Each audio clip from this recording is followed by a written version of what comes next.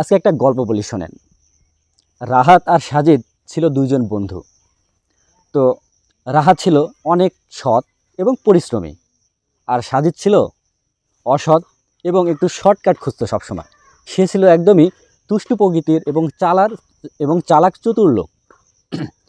তো রাহাত প্রচুর পরিশ্রম করতো, পড়াশোনা করতো, পড়াশোনা করে সে লেখাপড়া করতো, পরীক্ষা দিত। আর সাজিদ কী করতো? সে সবসময় নকল করে পাশ করতো। ঠিক আছে?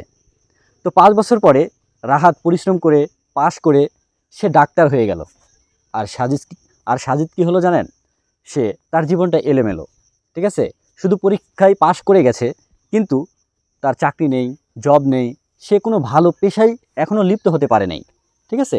তো আবার ঠিকই সাজিদ মানুষের ভিতরে গর্ব করে বলতো যে আমি এটা করতে পারতাম, আমি ওটা করতে পারতাম। তো এরকম একদিন সাজিদ রাহাতকে বলল, ইচ্ছে করলে বন্ধু আমিও তোমার মতো এরকম ডাক্তার হতে পারতাম। কিন্তু রাহাত বলল, আরে বন্ধু, ইচ্ছে করে কোনো কিছুই হয় না।